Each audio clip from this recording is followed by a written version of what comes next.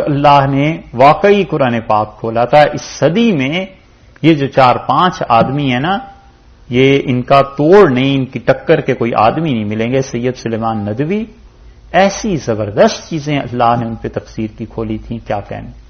ہمارے حضرت کہتے تھے مولانا ابوالحسن علی ندوی رحمۃ اللہ علیہ کہ سید صاحب رحمۃ اللہ نے ایک مرتبہ سورہ جمعہ کی تفسیر بیان کی اور فرمایا کاش اسے کوئی لکھ لیتا. ایسی زبردست تفسیر بیان کی تھی کہ وہ نکات حضرت فرماتے تھے میں نے زندگی بھر نہیں سنے تھے.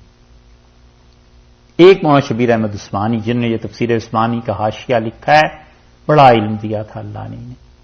ایک مولانا حسین علی صاحب رحمۃ اللہ علیہ، یہ تو ایک طرح ان سب سے بڑھ گئے تھے، حضرت مجدد رحمۃ اللہ علیہ کے سلسلے میں تھے.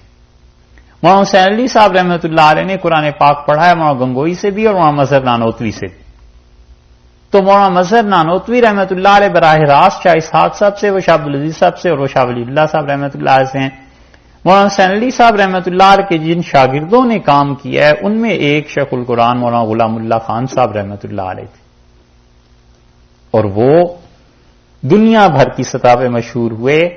اور وہ پڑھے ہوئے تھے ڈابھیل کے، ڈابھیل جانتے ہیں آپ، گجرات میں انور شاہ صاحب رحمۃ اللہ علیہ کے وہ شاگرد تھے. اور انہوں نے پورا جب انور شاہ صاحب رحمۃ اللہ علیہ سے پڑھ لیا تو خود سناتے تھے کہ میں حاضر ہوا میاں والی میں، اور وہاں جا کر میں نے مولانا حسین علی صاحب رحمۃ اللہ علیہ کو دیکھا اور میں نے ان سے قرآن پاک کے ترجمے کے متعلق اور ان چیزوں کے، انہوں نے کہا مولوی صاحب کہاں سے پڑھ کے آئے ہو؟ تو میں نے انہیں بتایا میں ڈابھیل سے دیوبند سے پڑھ کے آیا ہوں.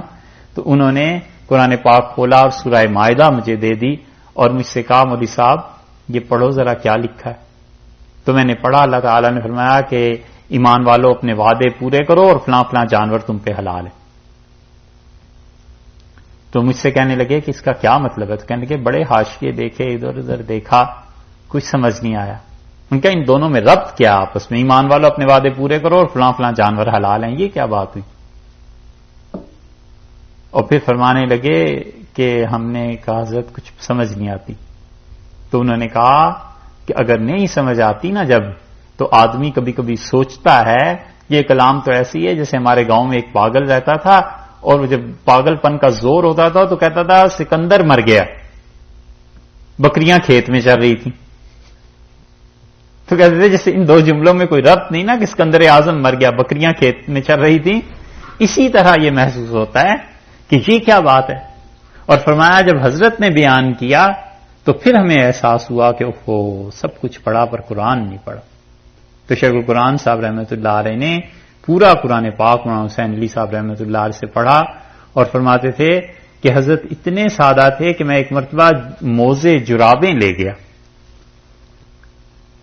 تو جرابیں پہن لی، اور گاؤں میں کوئی دستور ہوتا نہیں تھا.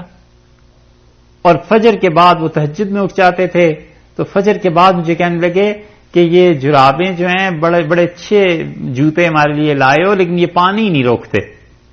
تو میں نے کہا کیا مطلب؟ کہنے لگے یہ میں پہن کے آج باہر سیر کے لیے گیا تھا تو نیچے سے سارے گیلے ہی ہو گئے. اتنے سادے. اور اللہ کے ساتھ تعلق اس کے تو کہہ نہیں کیا، کہاں تک ان کے مناقب اور ان کی تعریف بیان کریں. انہوں نے جتنے لوگوں کو بھی پڑھایا ہو ان کے شاگردوں میں بھی کوئی مولانا غلام اللہ خان صاحب رحمۃ اللہ علیہ جیسا نہیں گزرا. اور کہتے ہی ہیں اور کہتے ہوئے بھی شرم آتی ہے کہ ہم نے پورا قرآن پاک اول سے آخر تک ان سے پوری قرآن پاک کی تفسیر 2 مرتبہ پڑھی، بالکل آغاز سے آخر تک 2 مرتبہ، اور کچھ ویسے بھی پڑھتے رہے. یہ تو تھی ایک سند. دوسری سند ہمیں جو قرآن پاک کا ترجمہ اور تفسیر یہ چیزیں ہوئیں جس کی اجازت ہوئی، وہ دوسری سند کیا بیان کرے، ایسے ہی حیا آتی ہے اتنی باتیں کرتے ہوئے. مگر دوسری سند جو تھی ہمارے استاد تھے مولانا عبدالرشید نعمانی، کراچی میں ہم ان کے پاس رہے اور ان سے پڑھا. مولانا عبدالرشید صاحب نعمانی رحمۃ اللہ علیہ کو اللہ نے بڑا ذوق دیا تھا حنفیت کا. یہ جو ہم میں خود حنفیت کا غلبہ ہے نا، اور کبھی کبھی کہتے ہیں فقہا نے یہ لکھا اور یہ لکھا ہے، یہ حضرت ہی کی طرف سے آیا. انہوں نے قرآن پاک مولانا حیدر حسن خان صاحب سے پڑھا تھا، اور مولانا حیدر حسن خان صاحب جو تھے وہ مولانا علی میاں صاحب رحمۃ اللہ علیہ اور مولانا رشید نعمانی اور ان سب نے انہی سے پڑھا تھا.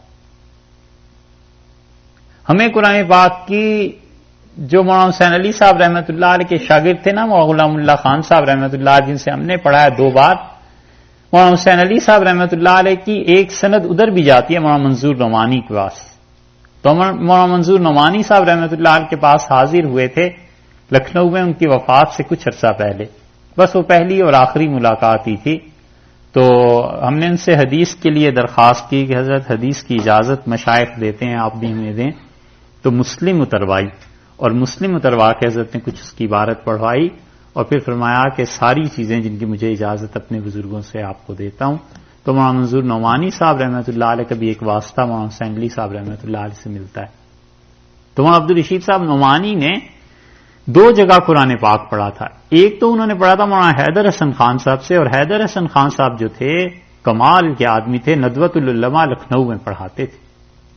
اور حیدر حسن خان صاحب کے بہت قریبی شاگردوں میں مولانا عبدالرشید نعمانی تھے. اور مولانا عبدالرشید نعمانی کا حال یہ تھا کہ مولانا ابوالحسن علی ندوی رحمۃ اللہ علیہ کئی مرتبہ خط پہ خط لکھ کے انہیں بلاتے تھے کہ آپ ہمارے یہاں آئیں اور یہاں کے طلباء کو پڑھائیں. مولانا عبدالرشید نعمانی بڑا علم تھا بھائی، بڑا وسیع علم تھا ان کا. وہ جب بات کرتے تھے تو پتا چلتا تھا کہ علم کیا چیز. انہوں نے 2 جگہ سے پڑھا. ایک تو حضرت نے پڑھا تھا مولانا حیدر حسن خان صاحب سے، اور حیدر حسن خان صاحب کی بھی سند جاتی ہے وہی شاہ ولی اللہ رحمۃ اللہ علیہ تک. اور دوسرے انہوں نے پڑھا تھا مدرسہ تعلیم الاسلام کا ایک قدیر بخش صاحب، مولانا قدیر بخش صاحب صدر مدرس تھے وہاں کے رحمۃ اللہ علیہ، ان سے پڑھا تھا، وہ بھی سند وہیں چلی جاتی. تیسرا سلسلہ وہ انہی کے چھوٹے بھائی ابھی بھی زندہ ہے، مولانا عبدالحلیم صاحب چشتی، کراچی میں ہوتے ہیں. اللہ تعالیٰ ان کی عمر دراز کرے. بڑے بڑے قابل آدمی، بڑے گمنام. انہوں نے بھی ہمیں قرآن پاک کی ان ساری چیزوں کی اجازت دی تھی. ان کا بھی سلسلہ ادھر ہی جا ملتا ہے اوپر شاہ ولی اللہ رحمۃ اللہ علیہ سے. چوتھی جو سند قرآن پاک کے ترجمے اور اس کی تفسیر کی ہے وہ خود ہمارے حضرت شیخ مولانا ابوالحسن علی ندوی رحمۃ اللہ علیہ کی. اور اللہ ہی کا احسان ہے، اسی کا فضل ہے، اس کے علاوہ کوئی چیز نہیں کہ حضرت سے جتنے لوگوں نے بھی فائدہ اٹھایا ہوگا، ہم واحد آدمی ہیں جن کو حضرت نے ہر چیز میں لکھ لکھ کے دیا کہ یہ بھی چیز ہے، یہ بھی چیز ہے، یہ بھی چیز ہے. اور یہ اللہ ہی کا احسان. حضرت نے آکسفورڈ میں، لندن میں ہمیں لکھ کے یہ دیا کہ حضرت سید احمد شہید رحمۃ اللہ علیہ کے سلسلے میں ہم آپ کو اجازت اور خلافت دیتے. حضرت کی تحریر اللہ کا شکر ہے موجود ہے. پھر حضرت نے لکھنؤ میں ندوہ میں کسی سے لکھوا کے ہمیں بھیجا کہ ہم سارے سلاسل میں جو ہم تک پہنچے ہیں آپ کو اجازت دیتے ہیں اور یہ چیزیں پڑھا کیجیے آپ. اور اللہ ہی کا احسان ہے، پہلی مرتبہ جب ہم لکھنؤ حضرت کی خدمت میں گئے رائے بریلی، تو عصر کے بعد پہنچے تو حضرت نے فرمایا آپ کہاں سے ہیں؟ تو ہم نے بتایا پاکستان سے. تو فرمایا نہیں آپ کے آباء و اجداد. ہم کہ حضرت وہیں سے تھے. تو فرمایا نہیں. یہ مجھے بڑی حیرت ہوئی ان پہ اس بات کو. فرمایا نہیں. تو ہندوستان سے کوئی ہجرت کر کے گئے تھے؟ میں نے کہا نہیں حضرت. تو فرمایا آپ تو پٹھان معلوم ہوتے ہیں. میں نے کہا جی حضرت ہمارے دادا ان کے والد جو تھے وہ غزنی سے آئے تھے افغانستان سے. فرمایا ہاں یہ اب ٹھیک بات کہی. حیرت ہوئی کہ کیسی نظر تھی اور کیا چیز تھی. بہرحال بیٹھے باتیں ارشاد فرماتے رہے. تو وہاں رائے بریلی میں پہلی حاضری تھی، ورنہ اس سے پہلے بھی حضرت سے خدمت میں حاضری ہوئی تھی جب پاکستان آئے تھے. تو مغرب کی نماز کے بعد حضرت کے ایک عزیز ہیں بلال، حضرت کے نواسے سمجھ لیجیے، وہ کھڑے تھے. تو ان سے فرمایا کہ کاغذ اور پینسل دو. تو انہوں نے دیا. تو حضرت نے ہم سے فرمایا کہ ہماری نانی صاحبہ گئی تھیں حج کو، اور حج پہ ان کی ملاقات ہوئی تھی شاہ عبد القادر صاحب رحمۃ اللہ علیہ کی بیٹی سے. تو فرمایا ہماری نانی صاحبہ سے ہمیں اجازت حاصل ہے قرآن پاک کے ترجمے اور تفسیر کی.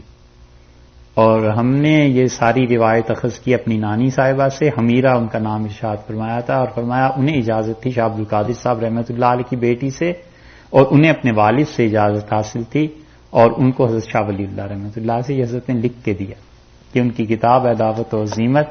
خیال تھا کہ شاید ضرورت پیش آ جائے. اس میں حضرت نے جو کچھ لکھا ہے وہ بھی پڑھ کے سنا دیتے ہیں.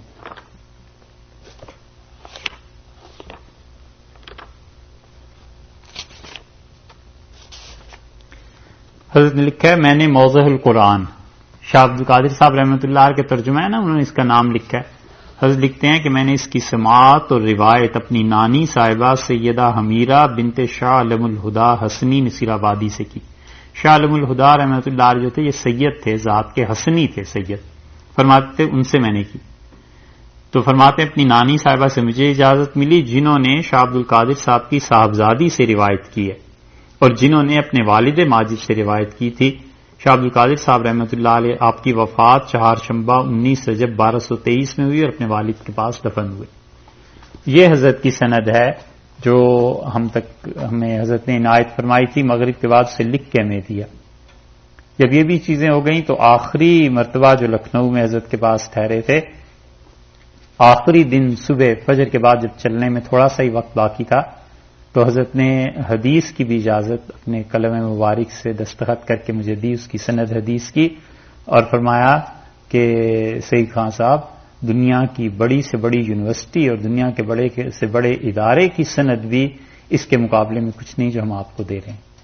اور یہ واقعی ان کا احسان تھا. تو ہم سمجھتے ہیں شاید حضرت کے ہم واحد انتصاب کرنے والوں میں سے ہوں گے جس ہر چیز حضرت نے اپنے قلم سے لکھ کے دی. شاید کسی کے ساتھ ایسا ہوا نہیں ہوگا کہ ہر چیز اپنے قلم سے لکھ کے دیں. تو حدیث میں بھی، قرآن پاک کی تفسیر میں بھی، تصوف میں بھی حضرت علی میاں صاحب رحمۃ اللہ نے سب لکھا. یہ ساری سندیں ہماری حضرت شاہ ولی اللہ رحمۃ اللہ علیہ تک پہنچتی ہیں. اور بھی ہیں، ایک جنات کی بھی ہے، لیکن اس کا کچھ فائدہ نہیں. ہم اگر کچھ نہیں ہیں تو کچھ فائدہ نہیں. اللہ تعالیٰ نہ بخشے قیامت میں تو یہ واسطے اور یہ چیزیں کیا کام دیں گے، اور بخش دے تو اس کی مہربانی ہے.